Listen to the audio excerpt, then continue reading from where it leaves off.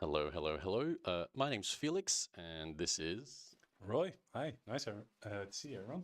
And yeah, we're here to answer any of you guys' questions about, a ledger, using your ledger devices, everything like that. I think you guys probably are sick of hearing it, but I mention it every stream. Uh, please, please, please don't give out your 24 words. And yeah, don't sign any transactions you don't trust. But yeah, first thing I'll always want to mention, yeah, pop your questions in the chat and we'll get to answering them as best we can. I may as well get started with the first one from you Game Creepers. Just mentioned about an update on stacks.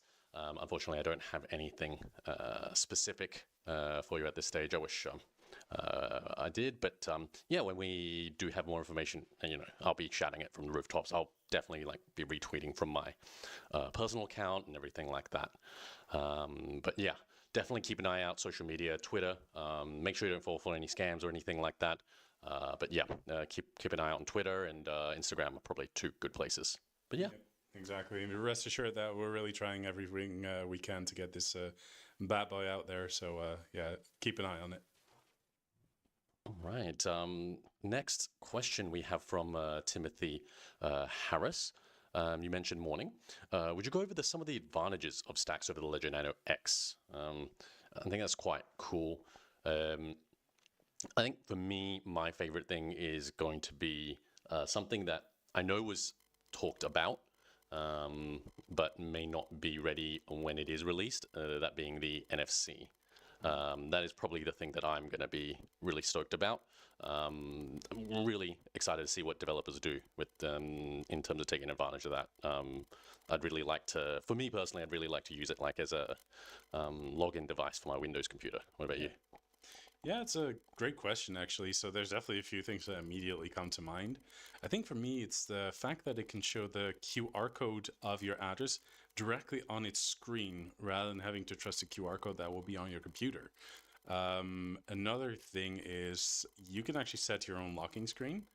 And you could even put a QR code there, for example, for one of the addresses that you use a lot. That way, it's also kind of a cool party trick. You would go up and say like, "Well, here's my address," without needing to do anything. Firstly, I love it. I think another thing that people didn't initially realize necessarily was that the e-ink screen it may not have color, and at first I was actually a bit not to say disappointed, but I was wondering why, and Yeah. it definitely was something that I eventually saw the beauty in as well because it is super low power. It also is really clear, is way clearer than I thought when I had it in hand. I was really stoked about that. So that was something that I thought was really interesting. Um, but yeah, it is. I'd love to see more, a bigger, no, not bigger, but more touchscreen interfaces and stuff like that going forward. I guess we'll see. We'll see what happens in the future. Yeah, that's Uh, a good point. Actually, touchscreen, like it seems like such a small thing, but it actually, for just simple ease of use, makes quite a big difference. And it's also just very easy to tell your devices apart, either the lock screen or even just the name that you give your device, because you can actually see that on the side of the device. So you got three different devices. Well, you are going to be able to differentiate it super easily. yeah, it's as opposed to me. I don't. You've probably seen it in the office. I actually tape a piece of paper to my Ledger Nano devices, and it doesn't look great, but yeah, it's what I have to resort to at the moment. So, Yeah. um, I personally actually scratched the metal just a little bit to put a number on it. But yeah, obviously having a screen that you can actually set to a certain locking screen is way more ideal than that. all right, let's keep going. You've got another question, or at least a follow-up, that you have a Ledger Nano S Plus, Timothy, and looking to upgrade. It is personally my favorite. I know that people have their own opinions about which one they really wish for or prefer to use, but yeah, that's my personal favorite. Next, we had AA. Hey there, just wondering, with the recover service you offer, does it also store the passphrase if one is used? Is passphrase stored anywhere at all? And the answer for that one is no. So yeah, if you do want to end up using the service, it is definitely something you can use a passphrase on top as well. But that does mean that you're going to have to remember the passphrase, right? Like it wouldn't be something that it would be able to restore the device with the passphrase as well. So just so you're aware. Yep. An excellent point indeed.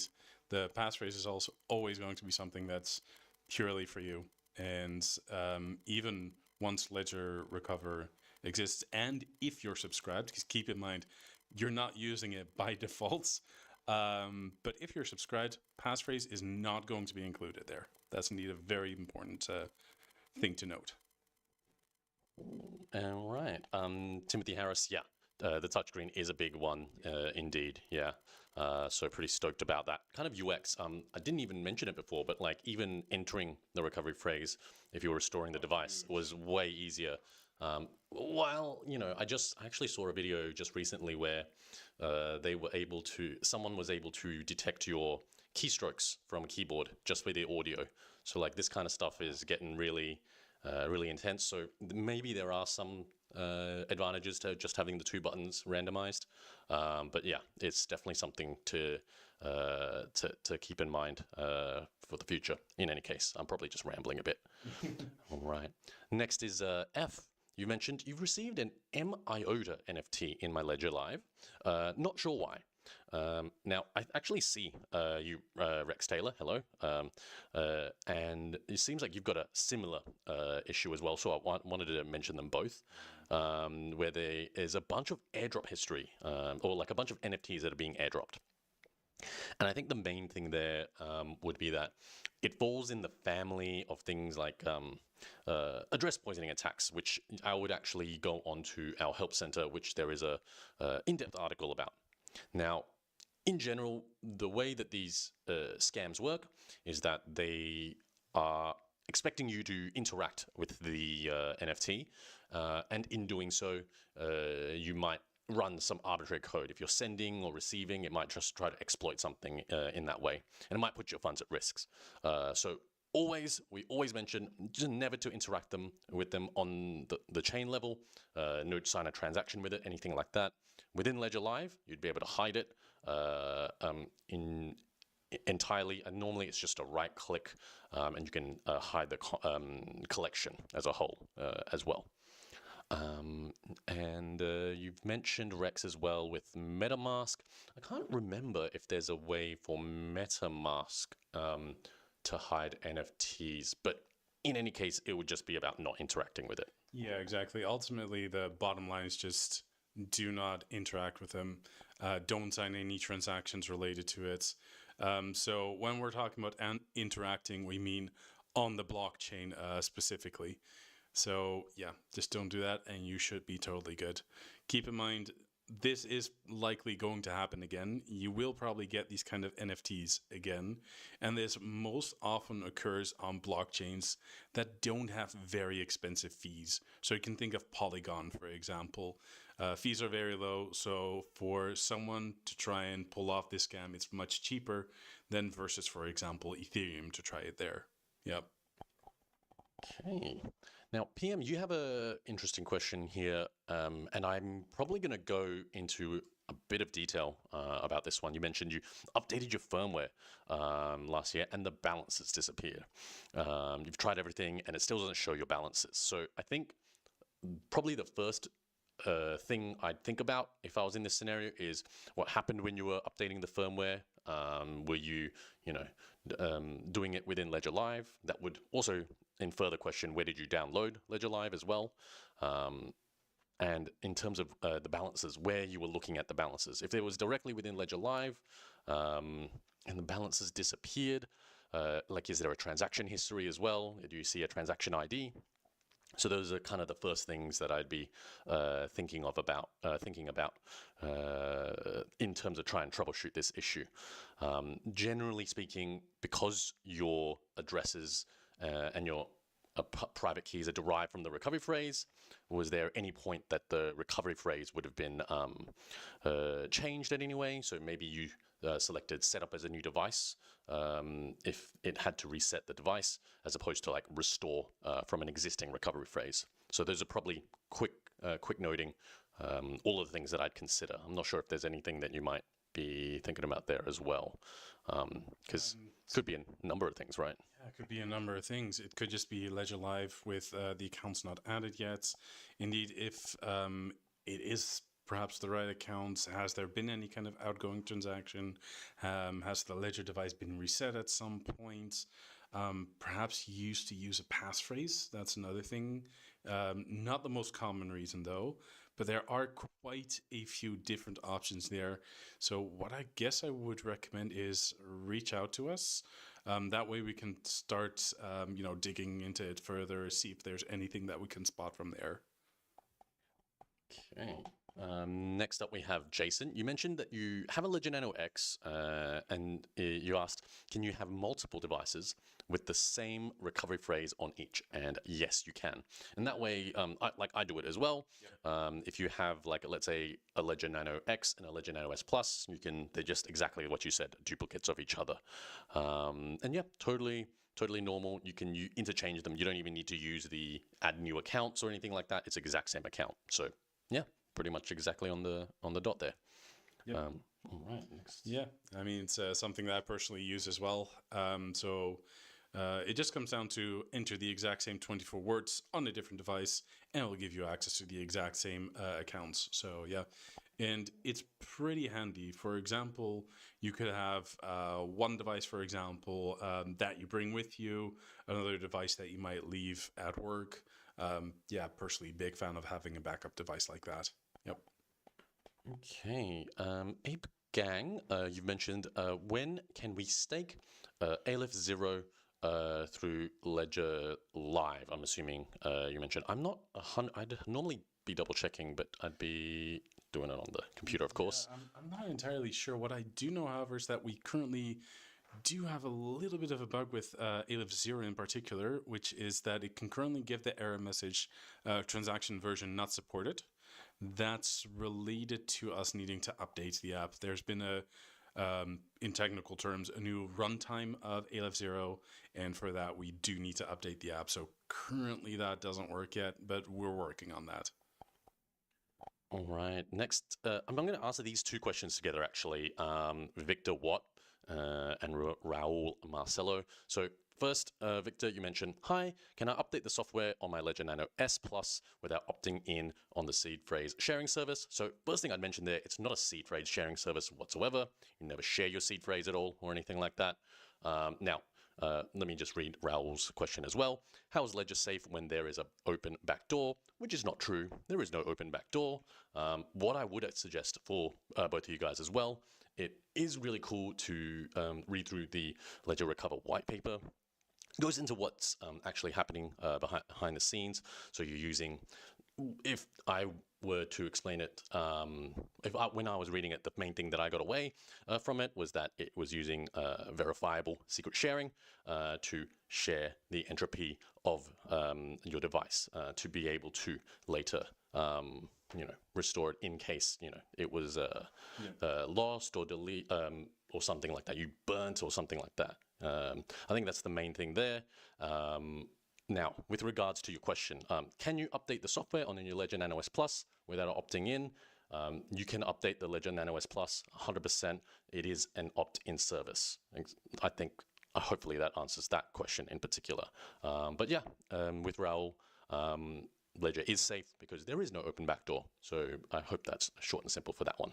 Yeah, and maybe something to add there as well is, Shamir's secret sharing has already been used by other hardware wallets, and it has actually passed the test of time for quite a few years.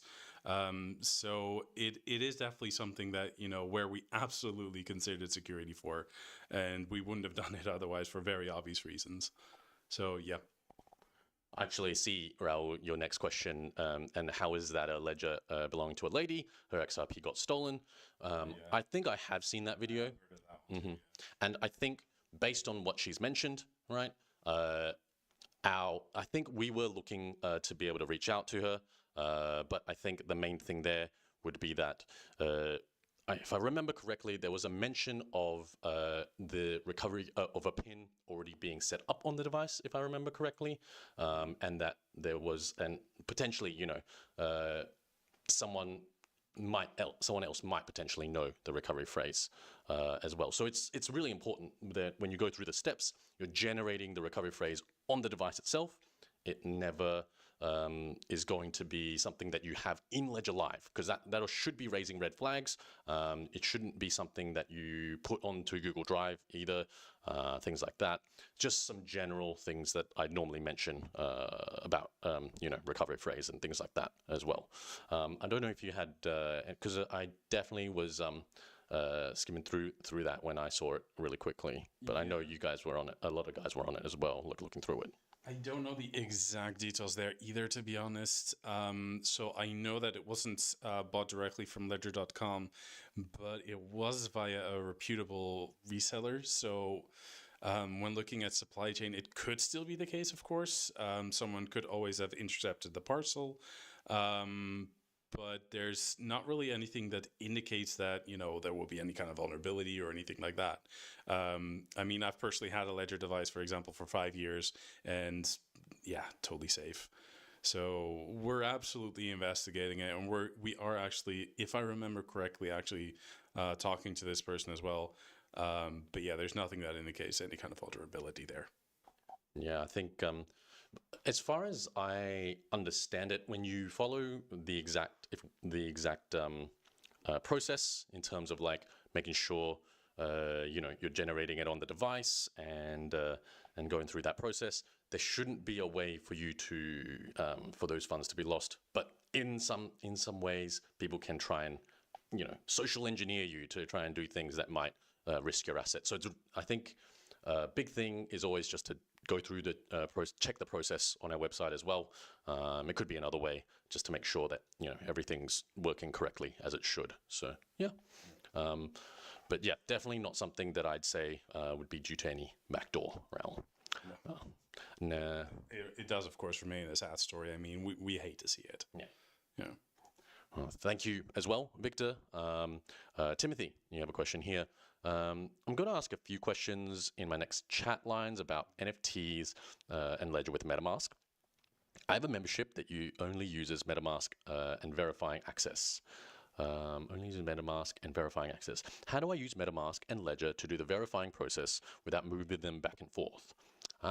So there isn't actually... It shouldn't be necessary to move your NFT back and forth. What you can do is use your hardware wallet to connect to MetaMask. This really was something that changed a lot for me when I started doing this as well. There definitely is a Help Center article on our support center, and I normally just type in Ledger MetaMask, and it's one of the first ones that come up. Basically, you should be, if I remember correctly now, they've actually changed it, but it's like the top right-hand side of the little MetaMask window. When you click that, you'll be able to see an option to say, it says hardware wallet. Click that, and you'll be able to connect your hardware wallet, and then actually use the same addresses that you see in Ledger Live. And that way, you don't actually have to move your NFTs back and forth. And I think the main thing is that if you're using the address that's derived from the MetaMask recovery phrase, you're not remaining secure. The recovery phrase that's in MetaMask could potentially be read by someone that might have access to your computer. Let's say a computer is compromised. So it is something that we generally recommend. You don't insert your recovery phrase into MetaMask. Don't use the MetaMask recovery phrase in your Ledger device. Use the one that the Ledger device generated and is set up with, and use the connect hardware wallet method for your to make the transactions, and then that way you can approve them on your device as well. So, and just another thing I'm actually thinking. So, looking at the verifying without having to send back and forth, something that comes to mind there is message signing. So I'm not entirely sure if I'm understanding the question correctly, but if so, message signing is basically you being able to sign a message. You would create a certain signature with that, and with that signature, you can mathematically prove that you own a certain address. You basically have created that signature with the private keys that are on your Ledger device. Those never leave it. During that whole message signing, and basically you get a signature back from it, and that signature is still proof like, look, that is my address, and I was able to prove it with that signature. So it is a way to prove that the address is yours without actually creating a transaction, if that makes sense. No worries about the broken up questions as well. You know, we always love answering them in whatever form they come. But next one, we have F. You mentioned if you lost your device, if I lost my device rather, and I buy another updated model, can I use the original seed phrase to retrieve my lost keys? And that is exactly what you would do, in fact. So you hit the nail on the head there. Only thing I might think about, yeah, is passphrase. Just one of the big ones. But just to make sure you have remembered your passphrase, and then also to set it up if you need to as well. But yeah, that should be just about it. Okay, Ricky Bobby Shake and Bake is an incredible name, but I do see the message was retracted. Leonardo Pio, you mentioned, hi, I'm trying to understand how staking Polkadot works. I understand Ethereum, Solana, Cosmos, but Polkadot seems different. If I saw correctly, there isn't a video tutorial. I don't think we have one in particular. I don't think we do either, but there are indeed definitely some things to consider when trying to stake Polkadot. So there are certain limitations that need to be considered. So first off, you need to actually have a certain amount minimum in order to start delegating. In Polkadot's case, that's called nominating, and it has one big difference is that you can nominate to 16 validators at a single time versus just one, for example, like you would have at Cosmos. So you would need to stake or delegate a minimum of 250 Polkadots in order to be able to nominate. However, that's not enough for rewards just yet. If you also want to gain rewards from it, that currently needs to be a minimum of 405 Polkadot. If you're doing less than that, no rewards, unfortunately. On top, each validator can also only have a maximum number of nominations. It's 512 per validator.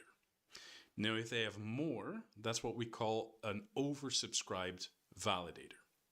In that case, only the top 512 nominators would still get rewards. So if you're actually not on that top, you would still not get rewards in that case. Now, there is always still one extra feature that you could use. Let's say I only have 10 Polkadots. Obviously not the 405 that's needed. There is such a thing called nomination pools for Polkadot.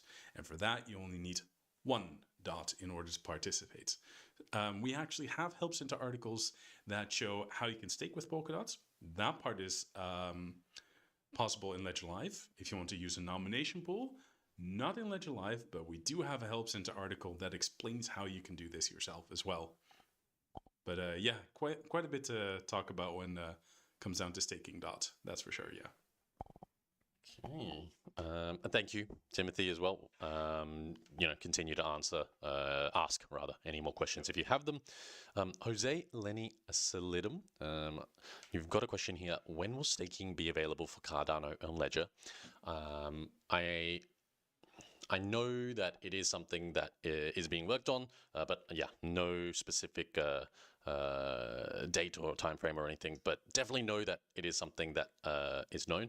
I'm sure you might already be aware that you should be able to do so with other wallets as well. So yeah, definitely check out other wallets if you want to. You can always continue to connect your hardware wallet to do so if you want to do it right now or something like that, for sure. So it is, like Felix said, it is already possible to do so with, for example, Atlights. I'm personally staking a little bit of Cardano, for example. When looking at Ledger Live, that is definitely being looked into. Currently, we have no news that we can share about that, but we hope to be able to share more news on that soon. But yeah, it's being looked into. All right, Ricky Bobby, and you got the question here. You mentioned you have a Ledger Nano S, and you want to delete Polygon off your phone because of an unwanted NFT airdrop, and you don't trust it, and other apps as well. Can you do a hard reset on the desktop and phone app? So, first thing I'd mention is that these airdrops are essentially scams. I kind of think about them like spam emails, right? Pretty much spam, yeah. Yeah, they just send it to you in the hopes of you interacting with it. Now, it doesn't mean that your NFT, like your assets or sorry, your address is like compromised or anything like that. As long as your recovery phrase is still being stored securely.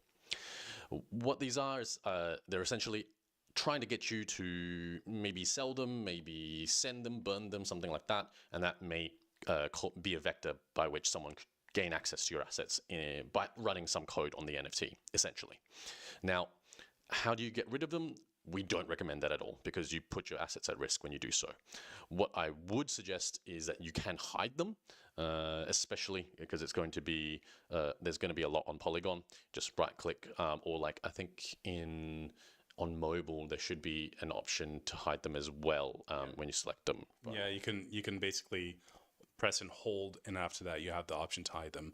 The thing is, if you were to send all of your Polygon, for example, someone else to a brand new address, you're going to run into this issue again at a later point. These spam NFTs, even spam tokens, they're gonna keep coming because these scammers are gonna keep trying. That's the thing. Your address is public information. My address is public information as well. Everyone's address is public information. That means anyone that wants to try and create some kind of spam or scam token, they can do it and just send it to everyone. So yeah, my advice is as well, just keep using the same address. Just make sure not to engage and interact with these spam tokens and spam NFTs. Yep. all right. Next, it's just thank you from Leonardo. Next is we have Johnny Sevenfold who will be forced to opt in to the Ledger Recover at some point. Remember, there's no sharing a seed phrase, but no, you won't be forced to opt in at any point. As a matter of fact, it's actually a paid feature. So yeah, no. Absolutely not. Next up, we have Blades. Sorry if it has been covered, but lending XRP. I can't remember any protocols that would be doing that. I think I know some that maybe come to mind, but I'd have to double check to be honest. So I don't have the answer for that one right now, Blades. Sorry. Yeah, same here actually. I wouldn't be familiar with any. I wouldn't be surprised if it exists. If not, I'm even thinking wrapped XRP. I imagine that does exist, and that way you might be able to. But I have to be honest, I personally don't know of any way to do it. But yeah, it definitely is the kind of thing you just want to always pay attention to. Just never sign any transactions you don't trust. Double check the project protocol you're working with and everything like that as well. Just to be very clear. But yeah, always stay safe out there in the markets. Next up, we had Anne Moll, Verma. You mentioned you ordered a Ledger Nano X and never received it, and we're not giving you a refund. So what I might suggest is just to pop the ticket number that you might have in the chat. I'll pick it up right after the stream, and we'll have a look at that and see what's going on there and see what we can talk to you about with regards to that. So yeah, 100%. Let us know. Thank you, Johnny, as well. Always love answering all your questions. Leonardo, if I stake Cardano with another wallet, then it becomes supported in Ledger Live, and I'd like to move everything to Ledger Live. Is that possible? How would that work? Could I swap the delegated ADA? Now, here's the thing. Because you should be connecting your hardware wallet, you should be seeing the same addresses. So there shouldn't be a need for you to move it from Ledger Live or from a different address. What I hope would be the ideal experience is if you would just show up in Ledger Live after you've already delegated it in a third-party wallet. That should be the ideal experience, I would imagine. So yeah, shouldn't be any reason for you to do that at all. Yep. As a matter of fact, you can already add a Cardano account in Ledger Live currently, and you can already see that it should be the same balance between Ledger Live and, for example, Ada Lite. So you can already test that it would be the same one. Now, you also mentioned, could I swap the delegated Cardano? Keep in mind that Cardano staking, or when you're delegating, it's actually not locked. It's still liquid. You can still use it however you want. So yeah, ideally, indeed, as Felix mentioned, your existing delegation would just show up, but we'll have to see when it's indeed live. Okay, next up we have Jose. You mentioned if we have an update about the lady who claims her XRP was stolen on the ledger. It wouldn't be something that we'd want to broadcast, right? Because this is someone's, private interaction with us. Now, with regards to that, it is something that, when I skimmed through the video, noting it internally and things like that, I think we did talk about it just before that there are potentials for maybe that there was a recovery phrase that was already on the device, for example, and when someone else knowing the recovery phrase would mean that they would be able to manage it as if they had the private keys, because they do. The other thing could be potentially a supply chain type of attack, when they might have the recovery phrase on a piece of paper or something like that. But it is something that, we want to liaise with the person and try to help them as best we can potentially understand what could have happened in this scenario. But yeah, again, nothing that we know of as of yet that would point to any quote-unquote hack of the device at all.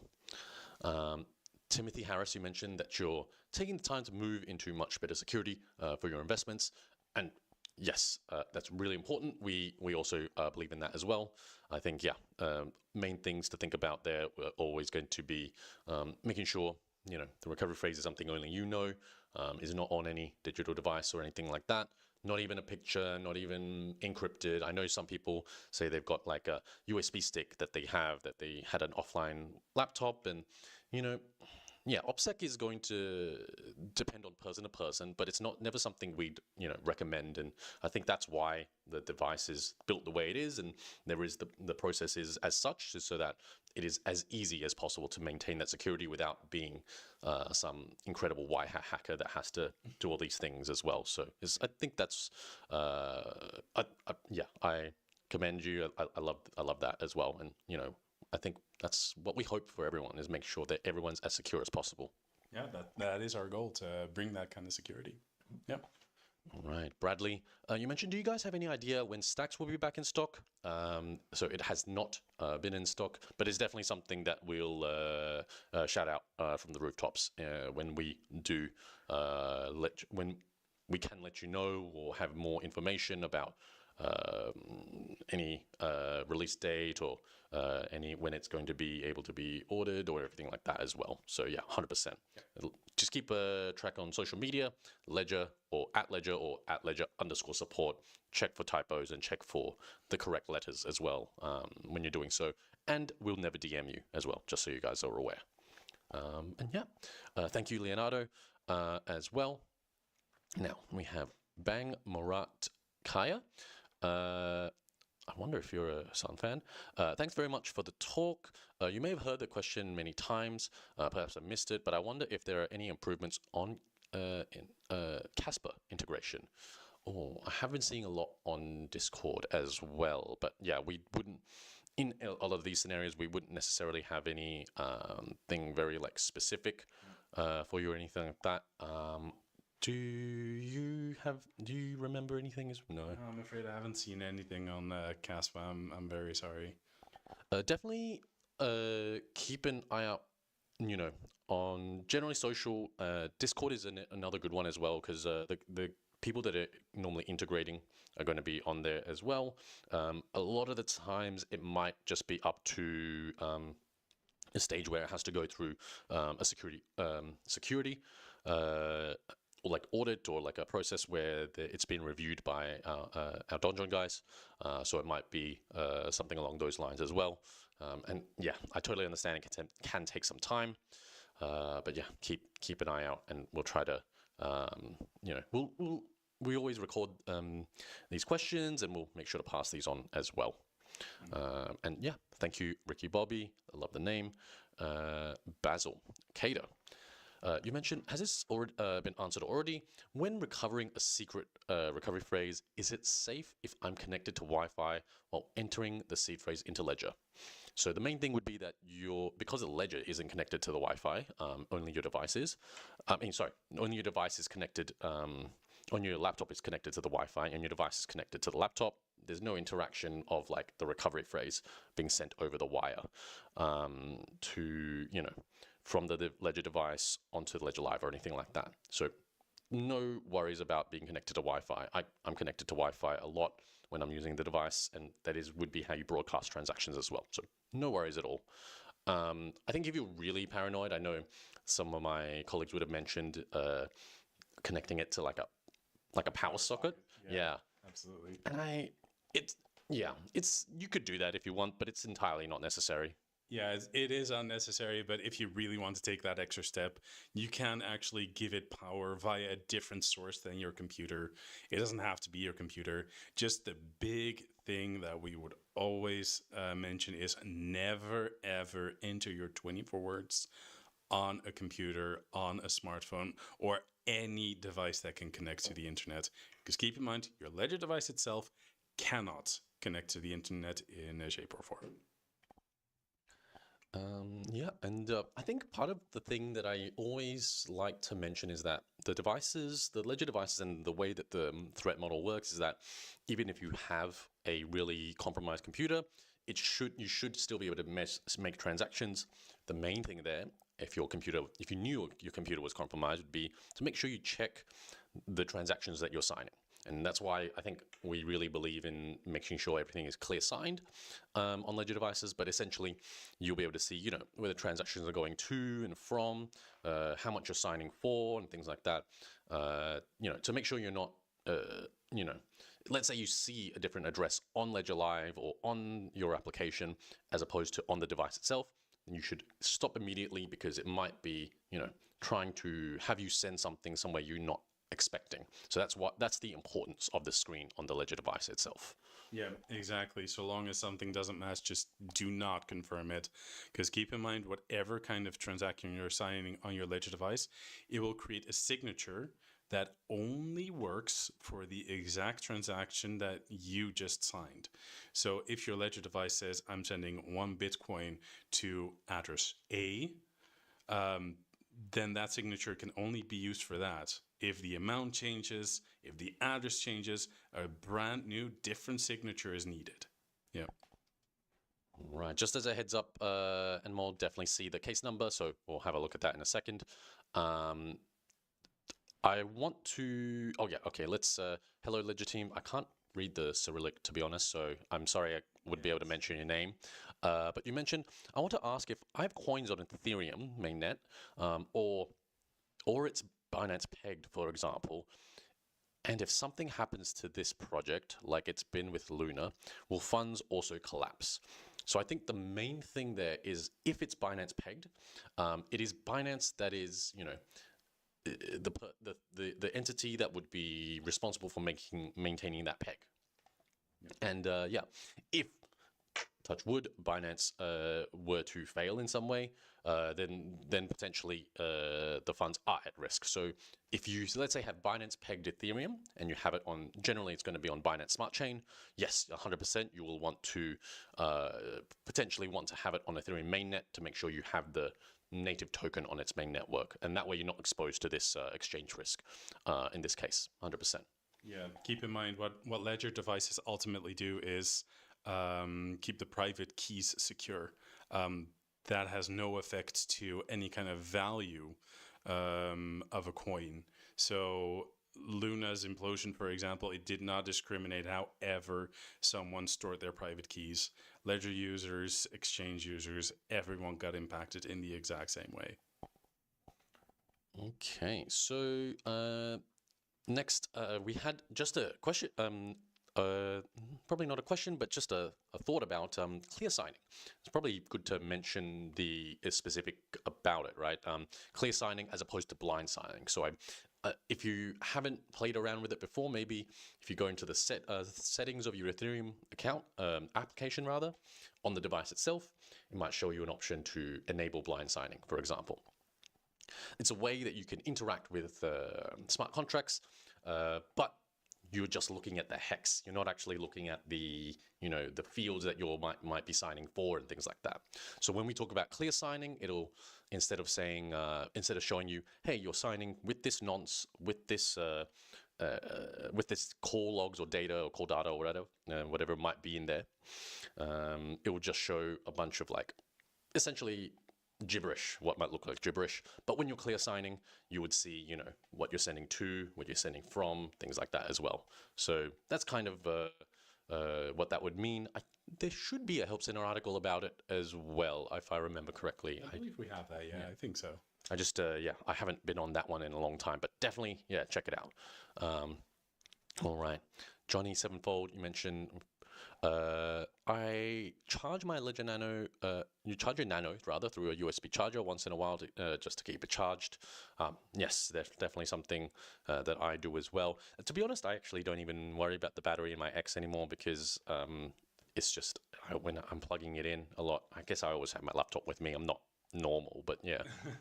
Yeah, the thing is, personally, I use my laptop often enough with my Nano X that it keeps the charge, but absolutely you can use a USB charger as well.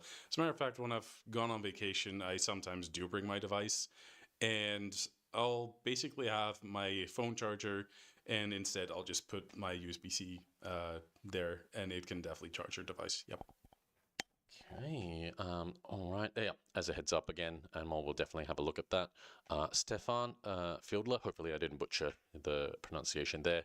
Are there any plans to improve Ledger software to be able to view profits and losses directly? That would be easier for the overview than opening each trade and seeing whether the trade is in profit. Because I mean, the trades that you might be talking about can be different, right? You could be using like a DEX like GMX. If you mean that, then it wouldn't be something we'd be doing in Ledger Live, for example. If you by trade you mean, you're trading using like the swap feature, for example, it is also a little bit out of scope in terms of like how it's definitely something I'll pass on for sure. But I'm just wondering, like, you would have, if you're using the swap feature, for example, you would have to have. We would have to know the swap when it was done, and then it's a big data like honeypot that we are not necessarily, we want to treat it in the right way. So definitely something I'd pass on. Yeah, I definitely think that's interesting, and perhaps one day we might have something under the Discover section of Ledger Live that might do that, but currently we definitely do not. Yeah, I'm sorry. Okay. 77, hello. You've been wondering about how does the Ledger Nano work out a recovery phrase while it's completely offline? So there's probably two things that I want to mention, because how does it generate the recovery phrase? That's the first thing. And then how would you, use that recovery phrase to derive like your public private key pair for any specific address, right? So the first, how does it generate it? It has a specific true random number generator, TRNG. That you'll be able to use to generate a recovery phrase with the right amount of entropy, basically, making sure it is as random. Like the quality of the randomness is very high, and I think that's the Help Center article that also goes into detail about that as well.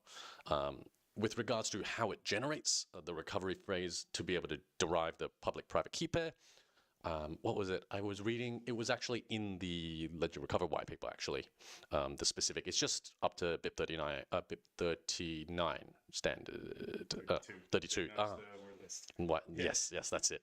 So it is it is a specific set of iterations in terms of using cryptography to from that entropy to create like the bits and bytes that create your recovery phrase from there. I think that's basically it. I'm not sure if I missed it. I probably missed something there. So I definitely know a few bits and bobs about that true random number generator, because of course it's absolutely crucial that person A and person B are not going to get the same recovery phrase. Otherwise, we have a problem. So to make sure that it's as random as possible, we don't only have super robust code, but it actually takes physical elements from the chip as well. For example, it checks the current temperature on the chip. It will check the current voltage. And now temperature, you might be like, okay, 27 degrees Celsius. No. I'm talking about 27.1589, like a very, very, very specific temperature. So all of these physical elements that could not be operated by some kind of code are taken into consideration as well when creating that randomness.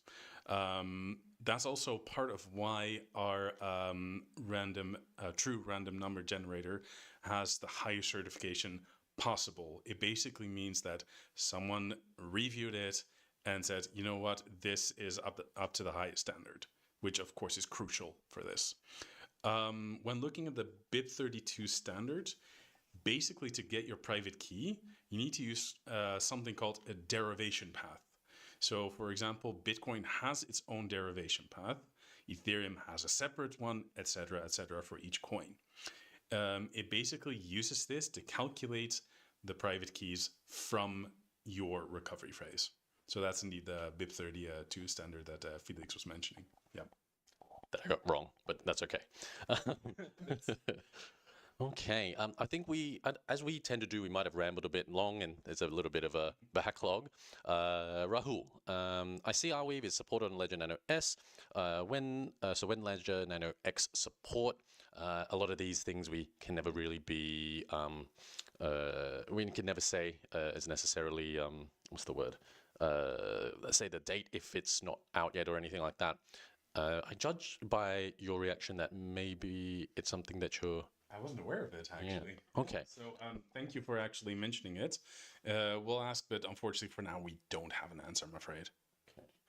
Basil, you mentioned, just to confirm the statement, it is perfectly safe when recovering the ledger for the second or third or fourth time to be connected to Wi-Fi, phone charger. Basically, you're saying it's safe, 100%. In connecting to Wi-Fi, there's no reason for it to be insecure, as long, remember, you're doing it onto the device itself. Yep. You mentioned here, I'm only mentioning this because I recently discovered my 25th secret phrase, so your passphrase, via my laptop while connected to Wi-Fi, even though I only entered the seed phrase and 25th word into the ledger itself. Okay, so keep in mind, even if your device Ledger device is connected to your computer, it's still not connected to the internet.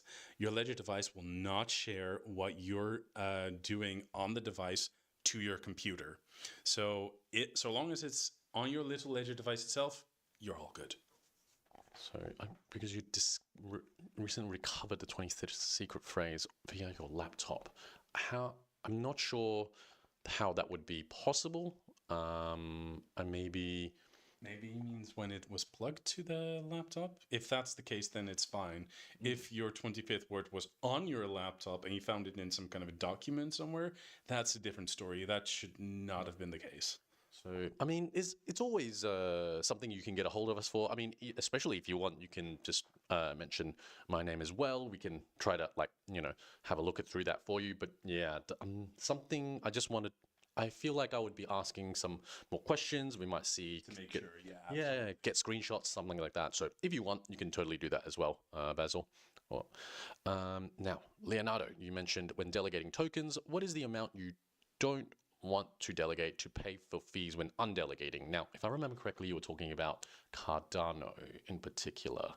Leonardo. I'm just gonna scroll. Yeah, it was about Cardano, but before that was Polkadot as well, I think, if I'm remembering this correctly. So I could be wrong. So where was the question when delegating tokens? What's the amount you don't want to delegate? To pay for transaction fees. So that really depends per blockchain. For some blockchains, the transaction fees might be super low. For some, it might be a bit higher.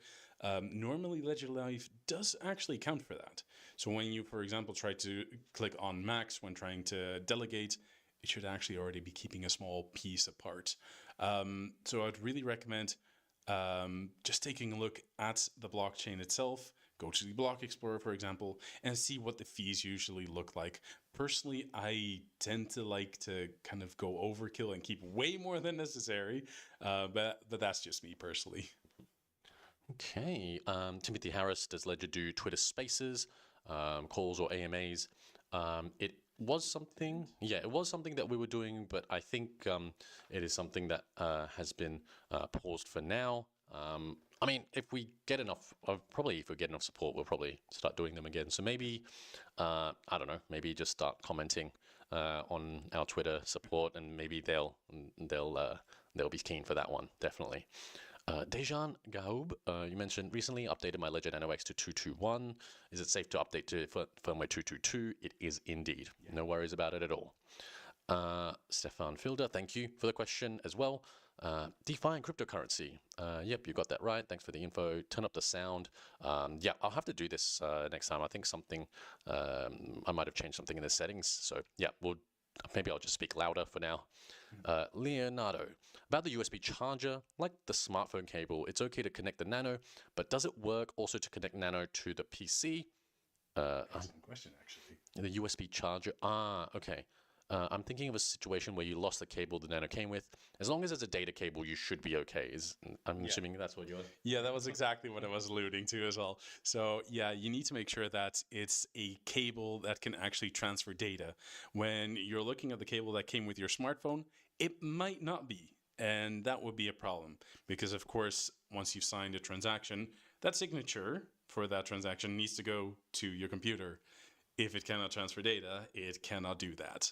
So yes, you can absolutely use a non-original cable, but it must be able to transfer data.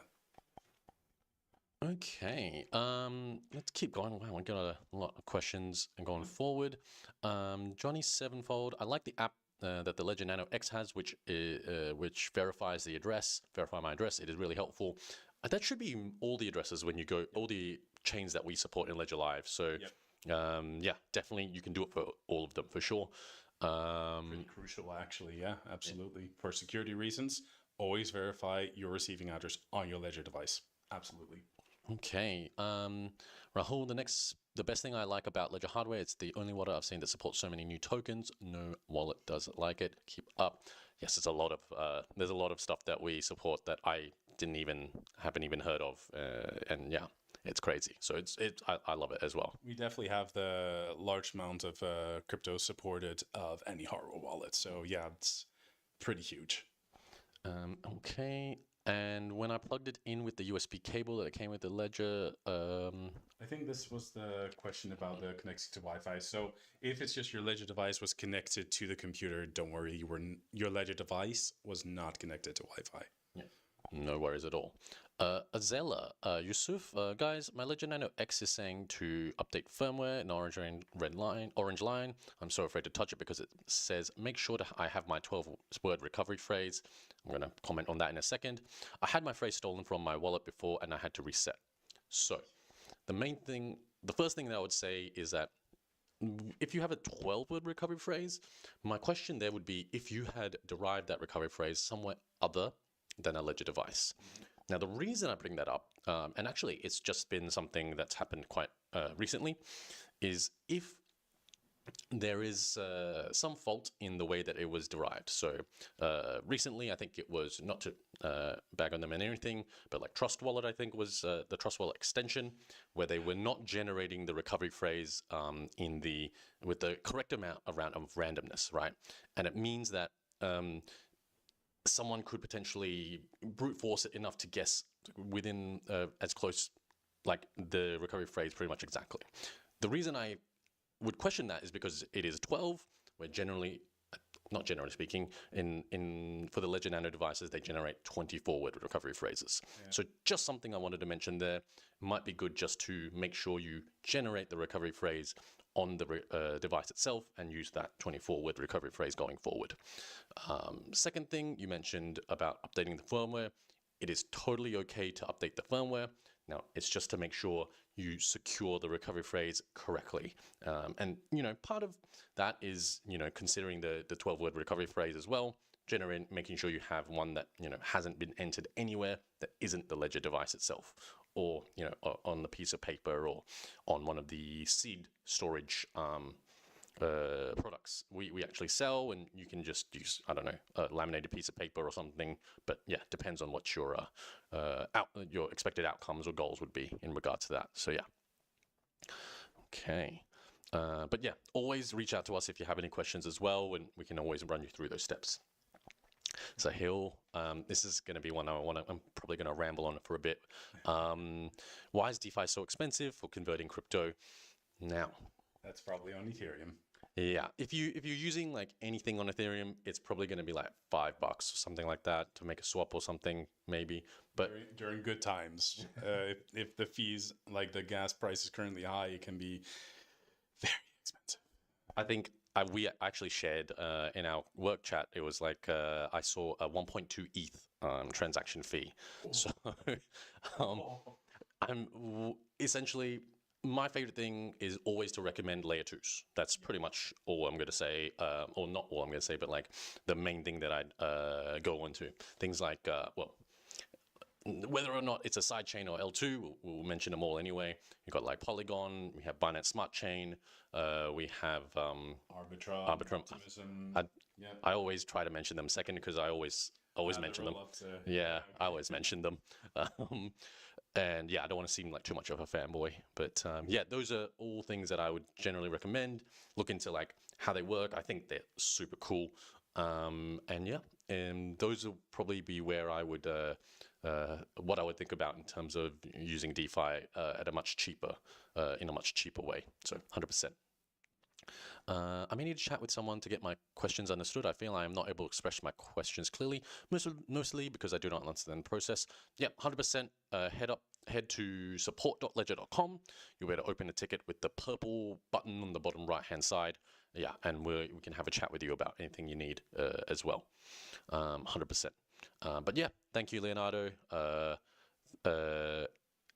Stefan, you've mentioned waiting on Ledger stacks. I'm curious when will they be available. So not again, unfortunately, but yeah, we'll definitely be shouting it out. I don't have any time frame for that one as well. Sorry, I'm just speeding through the questions, guys, because we are kind of heading towards the end. So probably make a last call for questions as well. Yes, Sahil, Ethereum definitely is expensive. I don't know. Yeah, even in the good times now, It's still going to be a few bucks. And the reason why ultimately just comes down to DeFi just takes up a lot of gas limits. And that's because there's a lot of code to execute. The more code, smart contract code there is to execute, the more expensive it'll get. And yeah, DeFi operations aren't the simplest ones out there for that. I think it'll be very cool later on when we do have like I think it's 4844 in particular, which will bring like blob transactions, and it'll bring like a new way for roll-ups to like post their transactions onto main chain, and then it'll be way cheaper for the roll-up specifically. So something to keep in mind. Yes, Polygon is super cheap, and yeah, definitely a lot of liquidity there. So much liquidity. I mean, pretty much anything that exists on Ethereum, it likely exists on Polygon as well. I'm personally a big fan of Polygon for that reason. Yeah. All right. Yep. And we definitely won't forget about the case. Johnny Sevenfold, you mentioned the previous comment you were actually referring to is the BIP39 Recovery Check app. Ah, yes, that is definitely a very, very cool app. Yes. When setting up your build funnel, that app can actually come in handy. No, don't be sorry. But yes, there's 100%. It's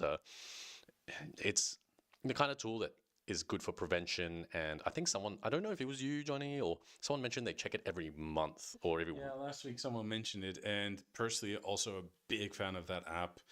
Just if you ever have that kind of like little doubt in the back of your head, like, wait, is my recovery phrase correct? Recovery Check app is there to help you. Just to anyone listening, keep in mind this is an app that you would install on your Ledger device. It is never something that would be on your computer or your smartphone. Never enter your recovery phrase there. But yeah, Recovery Check app, it's brilliant. right, and we'll just Not to tout our own horn there.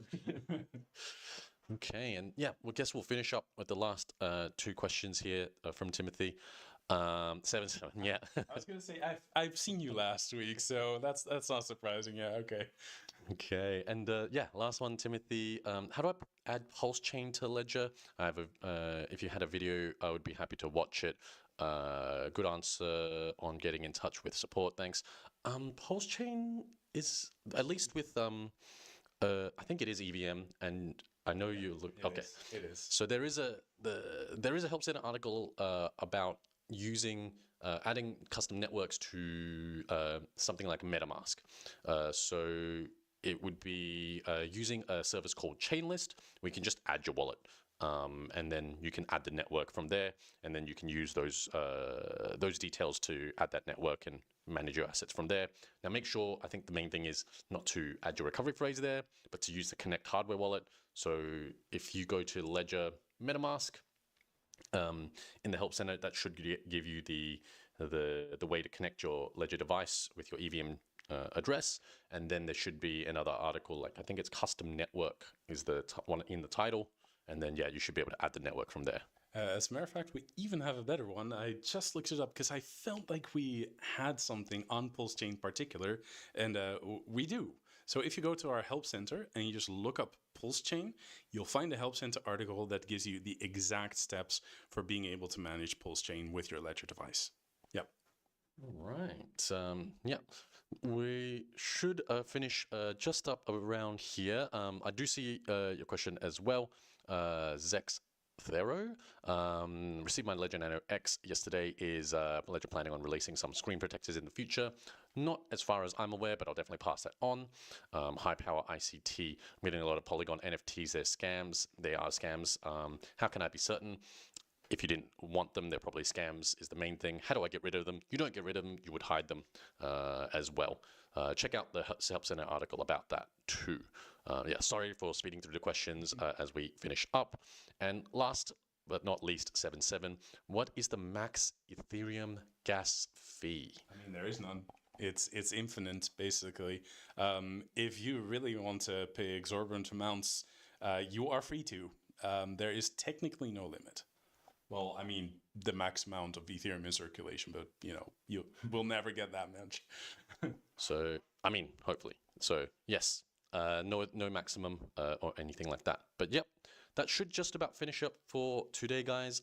Thanks everyone for the questions. I think I always mention as well, please don't give out your recovery phrase. Don't sign any transactions you don't trust. And most of all, stay safe in the markets out there, guys. Thank you. Thank you all for joining, and have a great day. See you guys.